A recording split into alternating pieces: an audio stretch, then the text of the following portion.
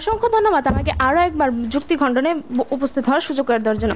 প্রথমে আমার প্রতিপক্ষকে আন্তরিক অভিনন্দন জানাই, কারণ তারা ইতিমধ্যে প্রমাণ করে গিয়েছে সুন্দর সুন্দর কথা বলে মঞ্চে উপস্থিত থাকতে পারলো নিজের যুক্তিহীন যুক্তির যৌক্তিকতা প্রমাণ করা যায় না।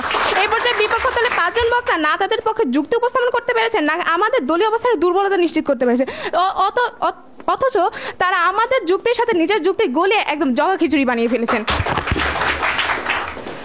মাননীয় মডারেটর, তারা বলে গেলেন দারিদ্রতার কথা, অর্থাৎ বৈষম্যের কথা। এখন আমি বলছি, তারা কি আমাদের জাতীয় কবি কাজী নজরুল ইসলামের কথা ভুলে গিয়েছেন? তিনি কিন্তু দারিদ্র থেকেও একজন বিদ্রোহী কবি হয়েছিলেন। তিনি লেটো গান গেয়েছেন, রুটির দোকানে কাজ করেছেন, তবুও তার মায়ের শিক্ষা তাকে বিদ্রোহী কবি হয়ে ওঠার জন্য শক্তি দিয়েছিলেন।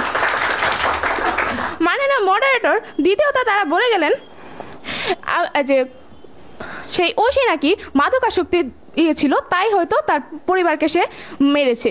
এখন আমি বলছি, মাদকাসক্ত তো হঠাৎ করে তার মধ্যে থেকে ঢুকে পড়েনি ভূতের মতো, সে তো আস্তে আস্তেই হয়েছে। এখন মাদকাসক্ত যখন নতুন থেকে তার আসক্তি হয়েছিল, তখন তার পিতামাতা কোথায় ছিলেন? মাননীয় বিজ্ঞ বিচারক মণ্ডলী, যদি তার অভিভাবক সচেতন থাকতো তাহলে কিন্তু তার এরকম পরিস্থিতি হতো না এবং তাদেরও এরকম পরিস্থিতিতে পড়তে হতো না।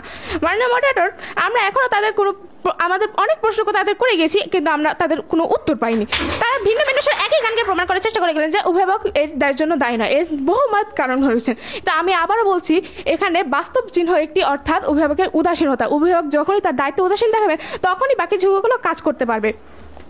মাননীয় মডারেটর, একজন শিশু জন্মায় শূন্য হাতে, তার শেখার প্রথম শিক্ষক অভিভাবক। শিশু কিন্তু প্রথমেই তার মায়ের পেটের গর্ভ থেকে কিন্তু সবকিছু শিখে আসতে পারে না। সে প্রথমেই নৈতিক হয় না, আবার প্রথমেই কিন্তু অনৈতিক হয় না। তার আস্তে আস্তে পরিবেশ এবং অভিভাবকের নির্দেশনায় তাকে ভালো মানুষ হিসেবে গড়ে উঠতে পারবে। মাননীয় মডারেটর, আজকে আমার যে বিষয়টি নিয়ে বিতর্ক করছি তা কোনো বিতর্কিক বিষয়ই নয়, এটি একটি চিরন্তন সত্য।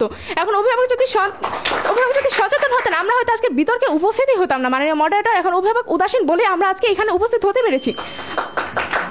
আমি তাদের আরেকটা প্রশ্ন, সন্তান যদি রাতভর মোবাইলে ব্যস্ত থাকে, অভিভাবক যদি ঘুমায়, তাহলে কি দোষটা কি মোবাইল কোম্পানির? বিজ্ঞপ্রেতা ভালো মতো বেছে নাও, সময় কাজ করা, অন্যায়ের সাথে ভালো ব্যবহার করা ইত্যাদি শেখানো, এগুলো কি অভিভাবকের কাজ নাকি আপনাদের কাল্পনিক বন্ধুর কাজ? বিজ্ঞ প্রতিপক্ষ, আপনারা বললেন বন্ধু নির্বাচন, এখন সেই বন্ধুরও কিন্তু অভিভাবক আছে। অভিভাবক যদি উদাসীন না থাকতে চান, সেই বন্ধু বিপদগামী হতো না, আপনাকেও টেনে নিয়ে আসতো না বিজ্ঞ প্রতিপক্ষ। আর আপনি যদি নীতিবান মানুষ হয়ে থাকেন, তাহলে কখনই আপনি খারাপ বন্ধু নির্বাচন করবেন না। মাননীয় মডারেটর, এখানে তারা যতই কারণ দেখাক না কেন, সত্যি একটি, সেটি হচ্ছে অভিভাবকের উদাসীনতা। অভিভাবক উদাসীন হলে তবেই আমরা খারাপ পথে বিপরীত হব।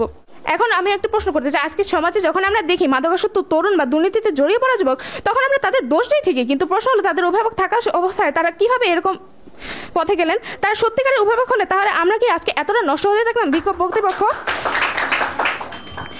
নৈতিকতার আলোতে গড়ুক আগামী সমাজ, অভিভাবকদের সচেতনতা হোক উন্নতির সাজ। মাননীয় মডারেটর, আমার প্রতিপক্ষ এখনো অভিভাবক শব্দটি বুঝতে পারেনি। অভিভাবক বলতে আমরা সেখানে প্রত্যেক দায়িত্বশীল মানুষকে বুঝিয়েছি, একটি সমাজের রাষ্ট্র, সরকার, স্থানীয় সরকার, অর্থাৎ আমাদের প্রত্যেক দায়িত্বশীল মানুষ। এখন এটিকে যদি আপনারা আত্মস্থ করতে না পারেন, তাহলে আপনারা বিতর্ক করতে আসবেন না। ধন্যবাদ, আমি আমার বক্তব্য শেষ করছি।